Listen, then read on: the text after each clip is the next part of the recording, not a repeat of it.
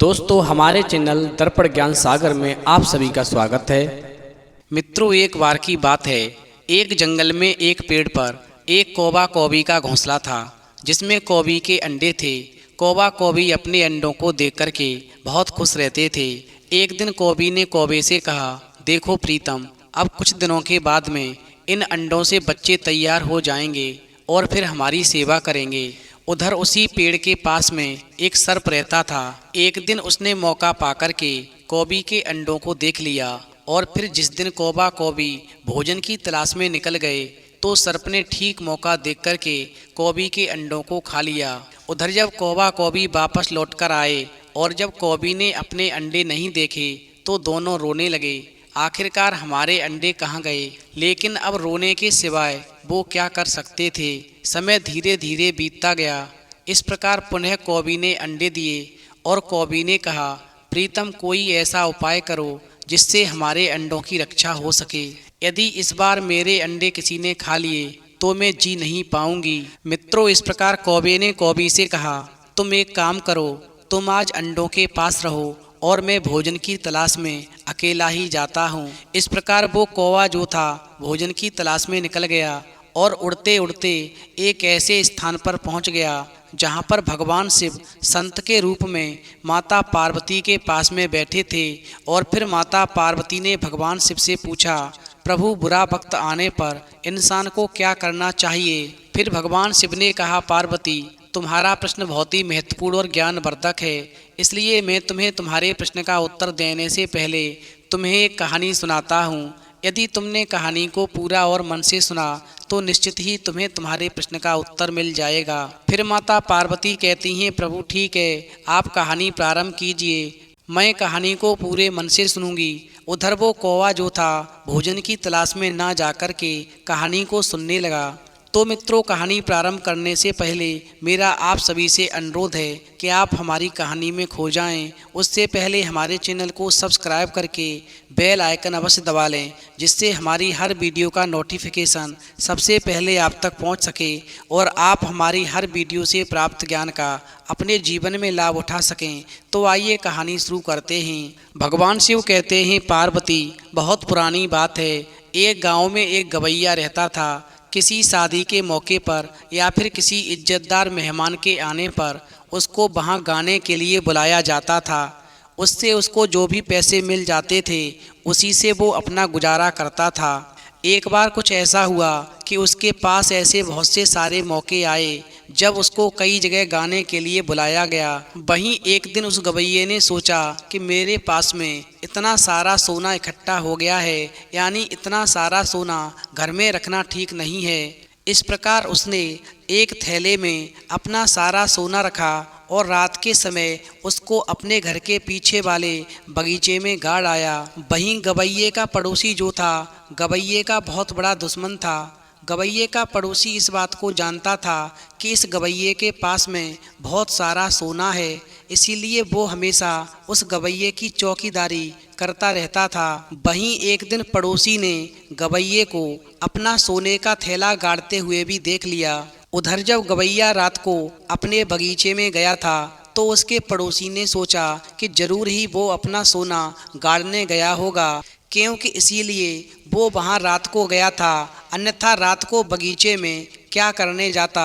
भगवान शिव कहते हैं, पार्वती, इस प्रकार काफ़ी रात बीत जाने के बाद में वो पड़ोसी जो था गवैये के बगीचे में दबे पांव चुपचाप गया और बिना कोई आवाज़ किए वो जगह खोद करके उसके सोने का थैला निकाल लिया। और फिर उसने थैला खोलकर देखा तो उस थैले में सचमुच ही सोना भरा था। इस प्रकार वो पड़ोसी बहुत खुश हुआ और उस जगह को पहले जैसा बना करके वो जिस तरह दबे पांव वहाँ गया था उसी तरह दबे पांव वहाँ से उस सोने के थैले को लेकर के वापस अपने घर लौट आया।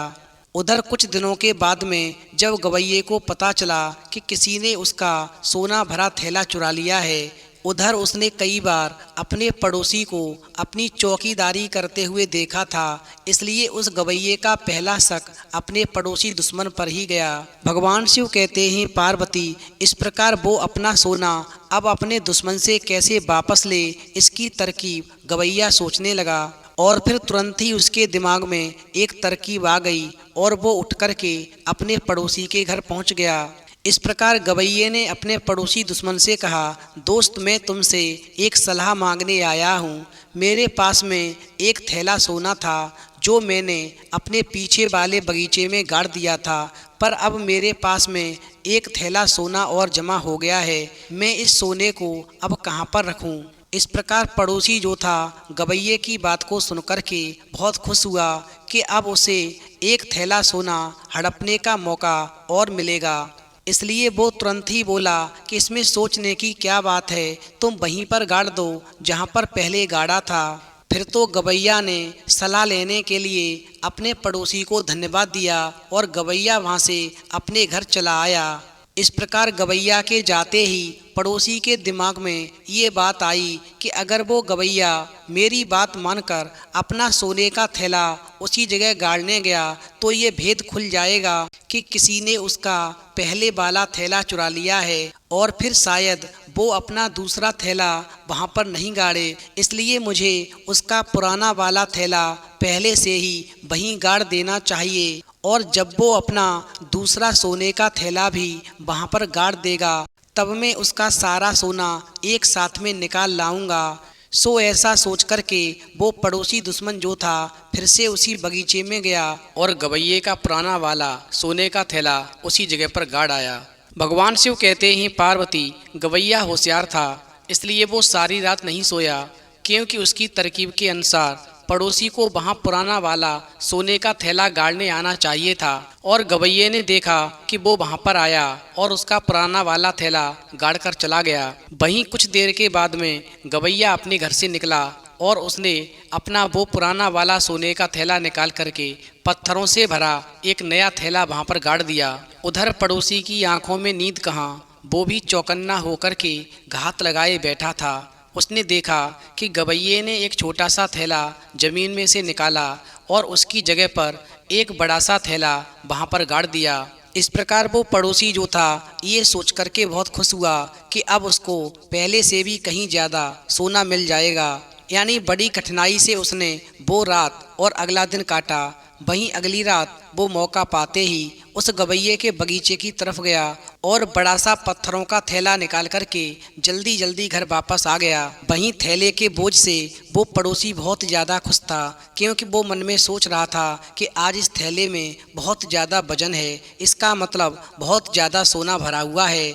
और फिर जब पड़ोसी ने आकर के उस थैले को घर पर देखा और उस थैले को खोला तो अपना सिर पीट कर रह गया, क्योंकि उस थैले में तो सोने की बजाय पत्थरों के टुकड़े थे।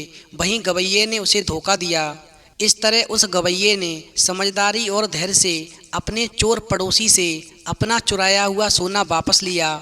इस प्रकार कहानी सुनने के बाद में माता पार्वती कहती हैं, हे प्रभु मैं समझ गई कि जब बुरा वक्त आ जाए तो उस समय समझदारी और धैर्य से काम लेना चाहिए। जो लोग समझदारी और धैर्य से काम नहीं लेते और जल्दबाजी में निर्णय लेते हैं वो अपना सब कुछ गंवा देते हैं, और जो लोग समझदारी और धैर्य से काम लेते हैं वो गंवाया हुआ भी वापस लौटा लेते हैं। उधर कहानी सुनने के बाद में वो कौवा जब वापस आता है तो अपनी कौवी से कहता है, हे प्रिय अब तक मैं मन में सोच रहा था कि हम अपना घोंसला किसी दूसरे पेड़ पर बना लेंगे और ये स्थान हमेशा के लिए छोड़ देंगे जिससे हमारे अंडे सुरक्षित रह सकें। लेकिन आज जब मैं जंगल में गया था तो मैंने एक संत के द्वारा एक कहानी सुनी। वो कह रहे थे यदि समझदारी और धैर्य से काम लिया जाए तो इंसान अपना खोया हुआ सब कुछ वापस कर सकता है और दुश्मन को भी सबक सिखा सकता है। इसलिए मैंने अब सोचा है कि हम इस स्थान को नहीं छोड़ेंगे और पहले अपने दुश्मन का पता करेंगे कि हमारे अंडे कौन खाता है। और फिर ऐसा सोच कर के कौवा और कौवी एक दिन भोजन की तलाश में जाने का बहाना करते हैं और छुप कर के अपने अंडों पर नज़र रखने लगते हैं। वहीं थोड़ी देर में क्या देखते हैं कि एक सर्प पेड़ पर चढ़ता है और कौवा कौवी के अंडों को फिर से खा लेता है। और फिर ऐसा देख कर के कौवी कौवे से कहती है, हे प्रीतम, इस बार भी हमारे अंडे इस सर्प ने खा लिए, आप कुछ करो अन्यथा मैं रो रो के मर जाऊंगी। वहीं कौवा कहता है, हे प्रिय, चिंता मत करो, आज हम अपने मित्र सियार के पास चलेंगे और उससे अंडों की सुरक्षा के लिए कोई रास्ता पूछेंगे, क्योंकि सर्प हमसे ज़्यादा ताकतवर है, हम उसका मुकाबला नहीं कर सकते, हमें समझदारी से काम लेना पड़ेगा। इस प्रकार कौवा कौवी अपने मित्र सियार के पास जाते हैं और सियार से कहते हैं, हे मित्र, मैं बहुत बड़ी मुसीबत में हूँ, हमारी सहायता करो। कौवी हर बार अंडे देती है और एक सर्प हर बार आकर के जैसे ही हम भोजन की तलाश में जाते हैं हमारे अंडों को खा जाता है। मित्र वही होता है जो बुरे वक्त में मित्र का साथ देता है। हमें कोई रास्ता बताओ जिससे हम सर्प से अपने अंडों की रक्षा कर सकें। फिर सियार कहता है, हे मित्र, तुम चिंता मत करो, मैं तुम्हें ऐसा रास्ता बताता हूँ जिससे तुम्हारा दुश्मन हमेशा के लिए समाप्त हो जाएगा, बस थोड़ी समझदारी और धैर्य से काम लेना। अब तुम मेरी बात को ध्यान से सुनो। यहाँ से थोड़ी दूरी पर एक सरोवर है जिसमें एक राजकुमारी रोजाना नहाने के लिए आती है और अपना हीरों का हार सरोवर के किनारे उतार कर रख देती है। तुम चुपचाप जाकर के हीरों का हार अपनी चोंच में दबा लेना और राजकुमारी को दिखाते हुए उस हार को लेकर धीरे धीरे उड़ जाना और फिर हार को लेकर के उसी पेड़ की खोकर में डाल देना जिसमें सर्प रहता है। तुम बस इतना काम करो, फिर देखो कि तुम्हारा दुश्मन किस प्रकार से मारा जाता है। मित्रों, इस प्रकार सियार की बात सुनकर के कौवा उसी सरोवर के पास जाता है तो क्या देखता है कि एक सुंदर राजकुमारी सरोवर में स्नान कर रही है और उसके हीरों का हार सरोवर के किनारे रखा हुआ है, जिसकी रखवाली में कुछ सैनिक खड़े हुए हैं। इस प्रकार वो कौवा जो है चुपचाप राजकुमारी का हीरों का हार अपनी चोंच में दबा कर के राजकुमारी को दिखाता हुआ वहां से उड़ जाता है। उधर राजकुमारी एकदम से सैनिकों को आदेश देती है कि इस कौवे का पीछा करो और हीरों का हार वापस लेकर आओ। इस प्रकार राजकुमारी के सैनिक उस कौवे के पीछे पड़ जाते हैं और उधर वो कौवा सैनिकों को दिखाता हुआ हीरों के हार को पेड़ के उसी खोकर में डाल देता है जिसमें सर्प रहता था। और फिर सैनिक जैसे ही उस हीरों के हार को निकालने के लिए खोकर के अंदर भाला डालते हैं, वैसे ही वो सर्प गुस्सा में आकर के सैनिकों पर फुसकार मारता है। वैसे ही सैनिक गुस्से में आकर के भाले से उस सर्प पर हमला कर देते हैं। इस तरह से सर्प मारा जाता है और फिर अपने दुश्मन को मरा हुआ देख कर के कौवा कौवी खुश हो जाते हैं। और फिर समय आने पर कौवी पुनः अंडे देती है और फिर उन अंडों से बच्चे निकलते हैं। इस प्रकार कौवा कौवी का परिवार सुखपूर्वक जीवन बिताने लगता है। वहीं अंत में कौवी कहती है, प्रीतम, वास्तव में समझदारी और धैर्य से काम लेने वाले अपनी मंजिल को प्राप्त कर ही लेते हैं और बुरे वक्त को भी अच्छा बना लेते हैं। तो मित्रों, यदि आपको वीडियो पसंद आई हो तो प्लीज़ आप हमारे चैनल को सब्सक्राइब करें और भगवान शिव और पार्वती के लिए एक लाइक करना बिल्कुल न भूलें।